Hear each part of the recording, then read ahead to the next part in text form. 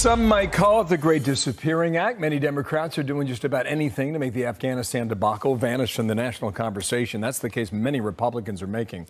Well, Chris Wallace has written a brand new book. It's called Countdown Bin Laden.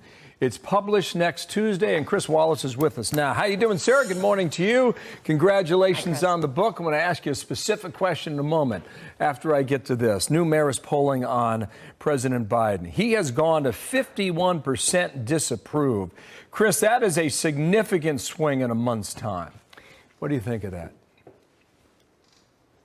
Well, you know, people watch the news, people follow what's going on in the world, and they're not very happy. I think primarily in this last month, it's being driven by our pullout from Afghanistan. Not the policy decision, but the execution. And, you know, you can call it debacle, mess, screw up, whatever you want. But I think the general feeling of the American public is, quite rightly, that they didn't handle it well at all. And we end up with 100 or 200 Americans there, tens of thousands of Afghan allies. People don't like it. In addition, Delta, COVID, inflation, crime, the border, you know, the president's honeymoon is definitely ended, and he's going to have to turn things around if Democrats are going to hold on to the House and Senate next year. It's a long list. Sam. Fair question.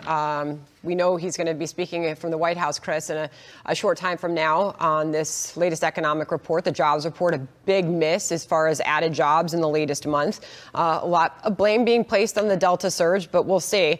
Storm damage. The president is traveling to Louisiana later today to survey some of those hard-hit areas. But how much will this White House be held accountable? How much do you believe we will hear from this White House? For example, Griff Jenkins reporting this morning, where is the update on any more of these Americans getting out of Afghanistan after our last troops left? It was a promise the White House made. Well, it's certainly a fair question. You know, we pulled out, I guess Monday, our time.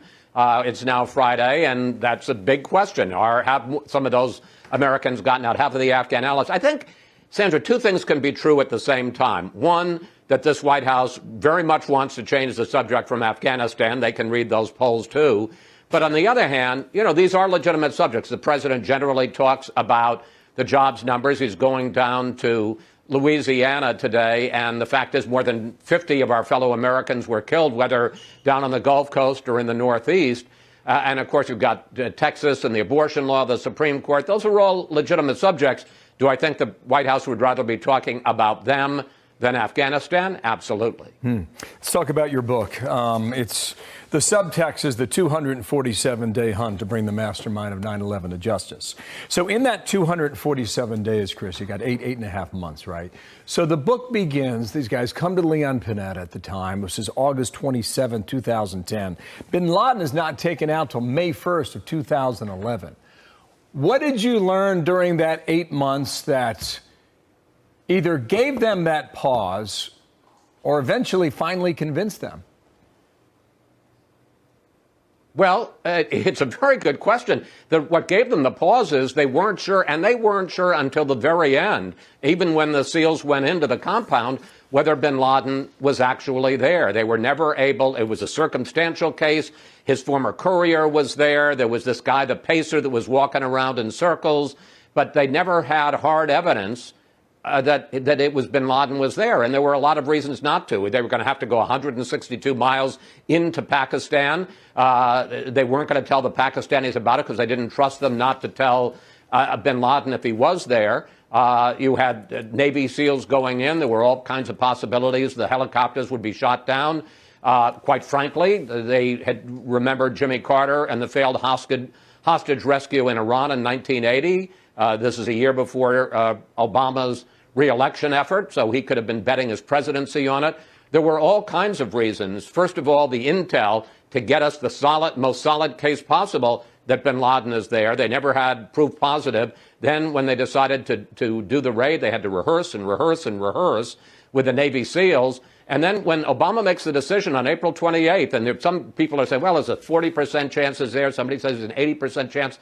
Obama dismisses it all and says, you know what, it's a 50-50 proposition. Either he's there or he's not there. And they send the SEALs out. And the SEALs say, I interviewed Rob O'Neill, the man who actually kills bin Laden. He says, we thought this was a suicide mission. We absolutely thought if bin Laden is there, we're not coming back. Wow. It's a one-way ticket, because when we get to the compound, it's going to be booby-trapped. It's going to blow up. There are going to be guards. They're going to take us out. But it's worth doing if we can get the mastermind of 9/11. Chris, real quickly, since writing this book, we've all lived through the history of the ending of this war, the withdrawal that we all just saw. Do you worry about a terrorist like him being able to now thrive in Afghanistan since our troops got out?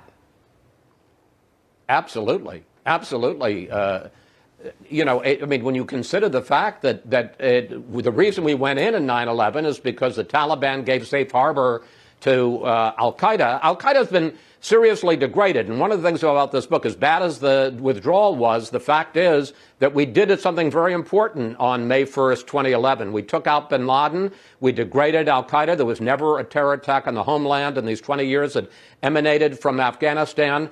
But, Taliban, the group that was in charge on 9/11 is back in charge now. Al-Qaeda is back. ISIS-K is back. Sure, there's a very real, clear and present danger. But this is a case study, this history thriller, of how, as badly as we handled the last month, how well we handled the bin Laden raid when the intel, military, and political communities worked together. A week from tomorrow is 9/11, 20 years, and all this is going to come back. Chris, thank you. Good luck this weekend, and we'll be watching. Thank you. On this Sunday, Congressman Michael McCaul is one of Chris's guests. He's the top Republican House Foreign Affairs Committee, so check out Wallace on Sunday. Thank you, Chris.